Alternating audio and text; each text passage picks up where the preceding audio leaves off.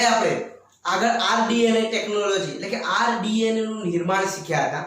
હવે અહીંયા ઉપકરણોના એટલે કે બાયોટેકનોલોજીના ઉપકરણ એટલે કે સાધનો વિશે ચર્ચા કરવાની. હવે જનીન ઇજનેરી વિદ્યામાં પુનઃ સંયોજિત ડીએનએ એટલે કે આરડીએનએ ના નિર્માણ માટે જરૂરી કારકો, સાધનો, ઘટકોને કહે છે. શું કહેવામાં આવે કે જરૂરી કારકો, સાધનો કે ઘટકો જે હોય છે એને શું કહેવામાં આવે તો બાયોટેકનોલોજીના ઉપકરણો. જનીન વિદ્યામાં કઈ વિદ્યા? જનીન ઇજનેરી વિદ્યા. જનીન ઇજનેરી વિદ્યામાં શું કરવામાં આવે તો કે પુનઃ સંયોજિત ડીએનએ એટલે કે આરડીએનએ, પુનઃ સંયોજિત ડીએનએ એટલે કે આરડીએનએ ના નિર્માણ માટે જરૂરી ઘટકો એટલે કે કારકો,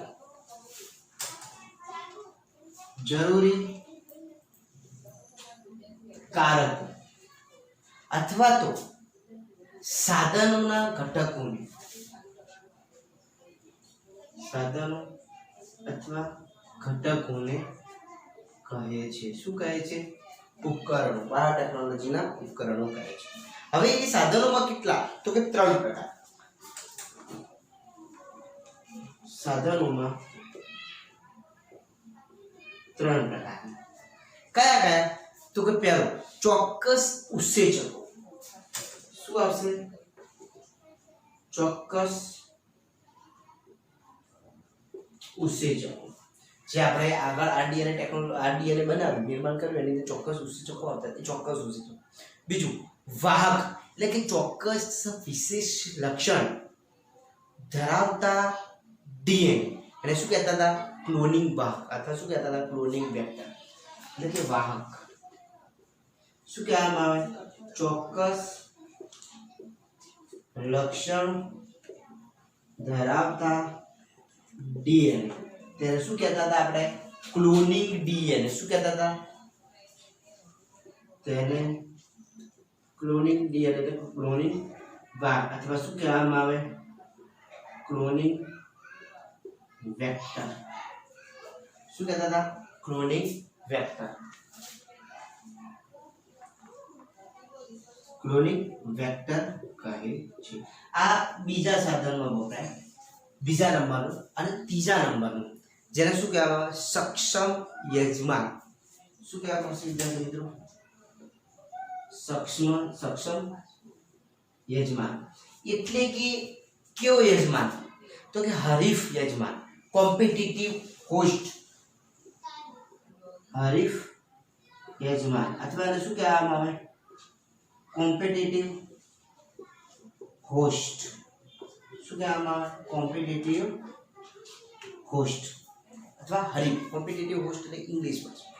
યજમાન સજીવ જે છે જેમાં વિદેશી ડીએનએ એટલે કે આરડીએનએ સ્વરૂપે દાખલ કરવામાં આવે છે તેને યજમાન સજીવ કહે છે. યજમાન સજીવ એટલે કે તેમાં વિદેશી ડીએનએ આરડીએનએ સ્વરૂપે દાખલ કરવામાં આવે. સમજાઈ ગયું તમને? 3 પ્રકારના સાધનો છે.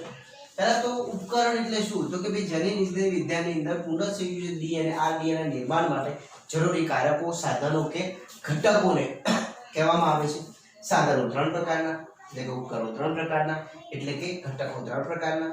ચોક્કસ ઉત્સેચકો જ્યારે કે આપણે રેસ્ટિકેશન ન્યુક્લિયસ એન્ઝાઇમ અથવા રેસ્ટિકેશન આપણે આગળ એન્ઝાઇમ ઉત્સેચક જોયો હતો બરાબર. એ બધા ઉત્સેચકો જે છે એ વાહક તરીકે ચોક્કસ લક્ષણ ધરાવતા ક્લોનિંગ વાહક તરીકે. સક્ષમ યજમાન એટલે કે હરીફ યજમાન અથવા કોમ્પિટિટિવ હોસ્ટ કહીએ છીએ. હવે એની અંદર આગળ જોઈએ તો કે પહેલું જોઈએ ઉત્સેચકો. શું જોઈશું? ઉત્સેચકો. હવે ઉત્સેચકો એટલે કે ચોક્કસ ઉત્સેચકોની આપણે વાત કરીએ છીએ. હવે એની અંદર ત્રણ પ્રકારના, એક પ્રતિબંધક ઉત્સેચકો, ત્રણ પ્રકારના પ્રતિબંધક ઉત્સેચક. કેવા? પ્રતિબંધક ઉત્સેચક એટલે શું કહેવામાં આવે? રેસ્ટ્રિકેશન એન્ઝાઇમ. રેસ્ટ્રિકેશન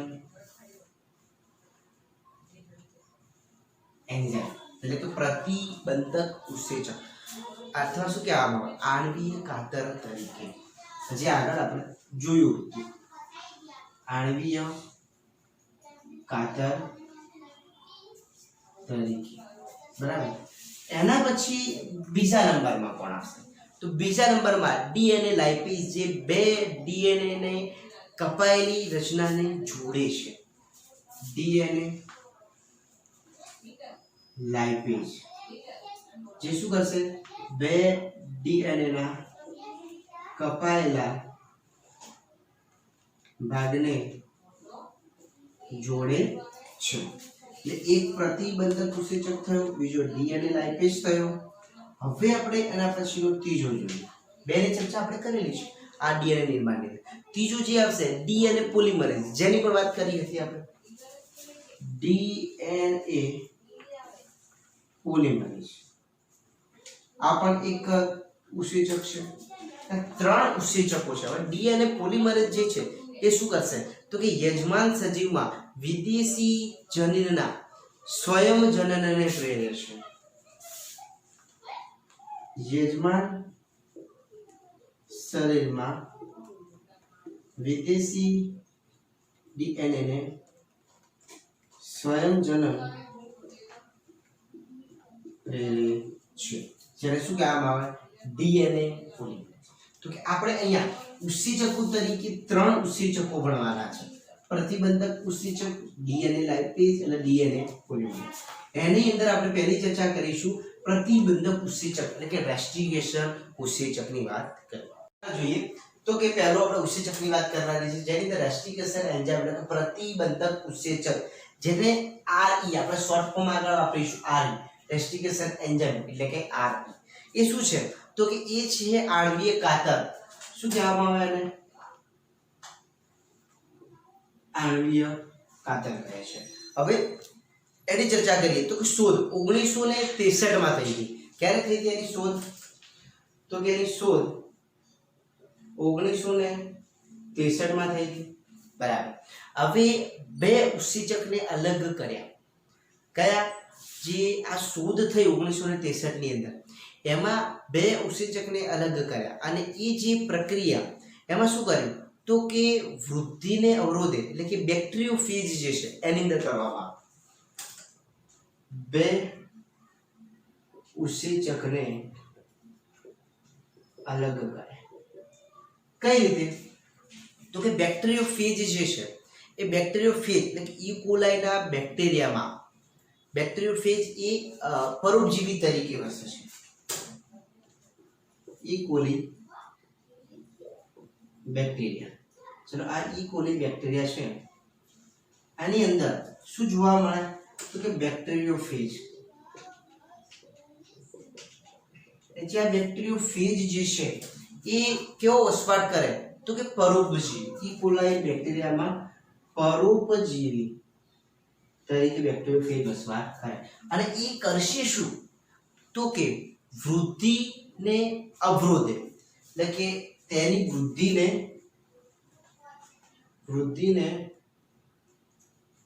અવરોધે છે. કોને? ઈ કોલાઈ બેક્ટેરિયાની વૃદ્ધિને અવરોધે છે. હવે આ એક પ્રકારનું વાયરલ કહેવામાં આવે. શું કહેવામાં આવે છે? એક પ્રકારનું બેક્ટેરિયોફેજ એટલે શું છે? વાયરસ. તો આપણે વાયરલ કહીએ. હવે આ બે ઉત્સેચક અલગ કર્યા આમાંથી એ કયા? પ્રથમ અને બીજો બે. તો કે ડીએનએ માં અને પ્લસ મિથાઇલ સમૂહ ઉમેરે છે. બે પ્રકારના ઉત્સેચક મળી આવે. એક બે. પ્રથમ અને બીજો. પ્રથમ જે છે એની અંદર શું હતું? તો કે ડીએનએ માં મિથાઇલ સમૂહ ઉમેરે છે. ડીએનએ માં મિથાઇલ સમૂહ ઉમેર એ પ્રથમ ઉત્સેચક બન્યા. બીજું શું બનાવ્યું તો કે ડીએનએ ની બેવડી શૃંખલા બે ચોક્કસ સ્થાને કાપે છે. બીજું જે હતું શું હતું તો કે ડીએનએ ની બેવડી શૃંખલાને ચોક્કસ સ્થાને કાપે છે. એ બીજો એન્ઝાઇમ અથવા બીજું ઉત્સેચક કહીએ છીએ. એ શું કરશે એને શું કહેવામાં આવે એન્ડોન્યુક્લિએજ કહીએ છીએ. શું કહીએ છીએ એન્ડોન્યુક્લિએજ. કેવી શૃંખલા હતી સમજો કે આ ડીએનએ ની શૃંખલા છે.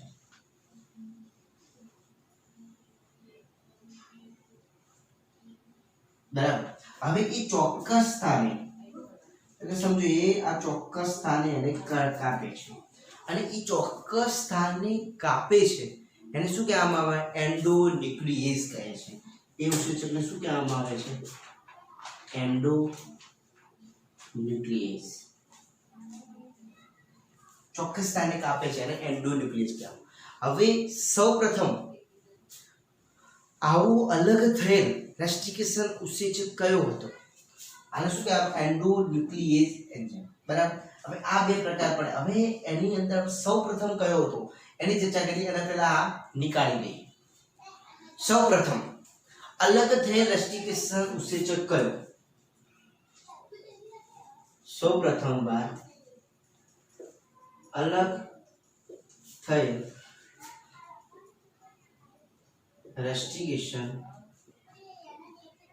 ઉત્સેચક એ કયો હતો તો એનું નામ હતું HindII.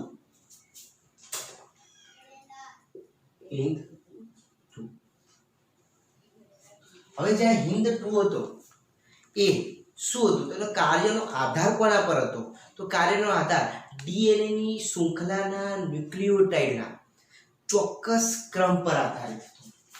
HindII નો કાર્યનો આધાર તો ડીએનએ શૃંખલાના ન્યુક્લિયોટાઇડના ચોક્કસ ક્રમ પર આધારિત હતું. એટલે કે ડીએનએ શૃંખલાના ન્યુક્લિયોટાઇડ ની ચોક્કસ ક્રમ એટલે કે જે ડીએનએ શૃંખલા હતી એનો ચોક્કસ ક્રમ ઉપર આધારિત આ કાર્ય કરતો હતો. એ એની કાર્યપ્રણાલી આવી. હવે શોધના 5 વર્ષ પછી HindII ને અલગ કરી એની ઓળખ કરવામાં આવી. શું કરવામાં આવી આ જે કાર્ય કરતો હતો પરંતુ જે આ શોધ થઈ HindII ની એ શોધના 5 વર્ષ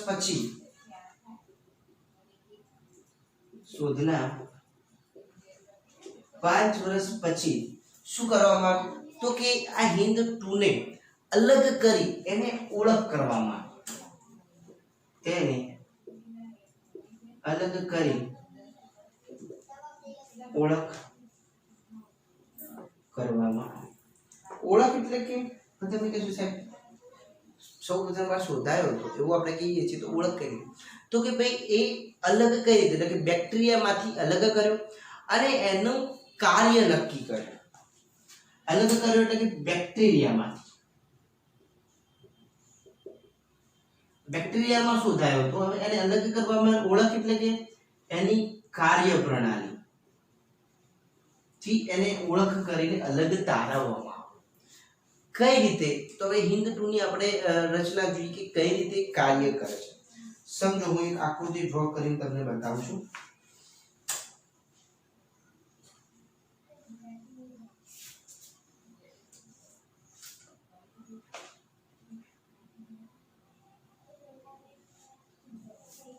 બરાબર. આની અંદર શું જોવા મળે તો આપણે ડીએનએ ની રચના બતાવીએ છીએ ડબલ સ્ટાન્ડર્ડ ડીએનએ. બરાબર.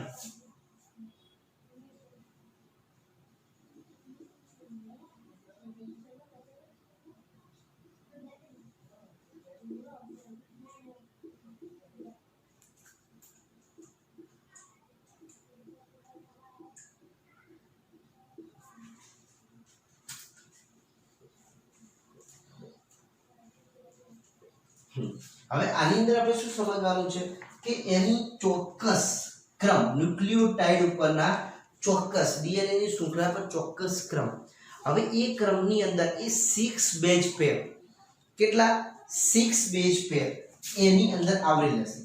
સમજો કે આ 3 અને આ 3,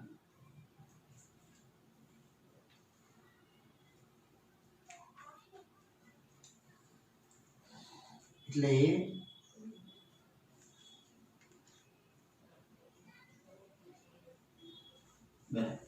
અહીંયા શું જોવા મળશે, હિન્દ 2 કેટલી બેઝ પેર 6 બેઝ પેર 6 1 2 3 1 2 3 6 બેઝ પેર એટલે કે 6 જોડ 6 બે બેઝ જોડ કહીએ છીએ, તો 6 બેઝ જોડ કહીએ છીએ ના ક્રમને શું કહેવામાં આવે, 6 બેઝ જોડના ક્રમ અથવા શું કહેવામાં આવે 6 બેઝ પેર કહેવામાં. હવે બેવડી શૃંખલાના ચોક્કસ સ્થાન આખે આ શું થાય 6 બેઝ પેર એટલે શું થયું, બેવડી શૃંખલાનું ચોક્કસ સ્થાન જેને શું કહેવામાં આવે 6 બેઝ પેર. મતલબ કે આખી ડીએનએ શૃંખલા છે ડબલ સ્ટાન્ડર્ડ, એમાં એને ચોક્કસ ક્રમ કયો 6 બેઝ પેર, ત્યાં આગળ જ હિન્દ 2 એનો પોતાનો કાર્ય પ્રણાલી બતાવશે. એટલે કે હિન્દ 2 આ ક્રમને ઓળખે છે અને ત્યાં હિન્દ 2 જોડાઈ જાય છે અને આ ક્રમને ઓળખ ક્રમ કહે છે. એટલે આપણે લખીએ કે ભાઈ શું, તો કે આ ક્રમને હિન્દ 2 ઓળખે છે તો શું થશે, ત્યાં જોડાઈ જાય અને જેને શું કહેવામાં આવે ઓળખ ક્રમ કહે છે. શું કહેવામાં આવે એને ઓળખ ક્રમ, એટલે હિન્દ 2 નો ઓળખ ક્રમ કહેવામાં આવે છે. ચોક્કસ બિંદુ કે શૃંખલાને કાપે છે અને ત્યાં આગળ રહીને એ ચોક્કસ શૃંખલા કે બિંદુને કાપે છે. ખબર પડી તમને શું પડી, તો કે ભાઈ આપણે એક ઉદાહરણ લીધું રેસ્ટિકેશન એન્ઝાઇમની અંદર હિન્દ 2 જે ચોક્કસ 6 બેઝ ઉપર પેર ઉપર જોવા મળે અને આ બેઝ ઉપર રહીને જ એ ચોક્કસ શૃંખલા કે બિંદુને કાપે છે. તો આડી ધડ આણ્વીય કાતર તરીકે કાર્ય કરતું નથી. મતલબ એવું કહી શકાય કે આવા જે ઉત્સેચકો છે, એટલે કે પ્રત્યેક જે ઉત્સેચક છે આવા જેટલા ઉત્સેચકો હશે રેસ્ટિકેશનની અંદર એવું કહેવામાં આવે છે કે 900 થી વધુ. નેક્સ્ટ લેક્ચરની અંદર આપણે એના વિશે ચર્ચા કરીશું, એનું નામકરણ છે, ઓળખ વિધિ છે, એ બધી ચર્ચા કરીશું. અહીંયા એવું સમજવાનું છે કે દરેક આવા ઉત્સેચક રેસ્ટિકેશન ઉત્સેચક છે એની કાર્ય પ્રણાલી અલગ અલગ હોય, એ એની વિવિધતા છે બરાબર. અને એ ચોક્કસ બેઝ પેર એટલે કે પોતાનો ઓળખ ક્રમ ધરાવે છે અને એ જ ઓળખ ક્રમ પર એ જોડાય છે અને એવો ઓળખ ક્રમ પર જોડાઈને એ પોતાનું કાર્ય કરે છે. સારું, આણ્વીય કાતર તરીકે. તો આજે આપણે શું શીખ્યા, તો કે બાયોટેકનોલોજીના ઉપકરણો કેટલા, તો કે 3 ઉત્સેચક, વાહક અને યજમાન સજીવ બરાબર. જેની અંદર પહેલાની વાત કરી આપણે ઉત્સેચક, જેની અંદર પ્રતિબંધક ઉત્સેચક આર, એના પછી લાઇપેઝ બી જોવાનો છે, પોલિમરેઝ પણ જોવાનો છે. જેની અંદર કયાની વાત કરી રેસ્ટિકેશન એન્ઝાઇમ એટલે કે આરઈ, જેને આણ્વીય કાતર કહે છે, તો જેના વિશે આપણે ચર્ચા કરી. તો હવે નેક્સ્ટ લેક્ચરની અંદર રેસ્ટિકેશન ઉત્સેચક એટલે કે એન્ઝાઇમ જે છે એનું આપણે નામકરણ, ઓળખ વિધિ અને એના વિશે આગળ ચર્ચા કરીશું. તો નેક્સ્ટ લેક્ચરની અંદર નવા મુદ્દા સાથે મળીશું.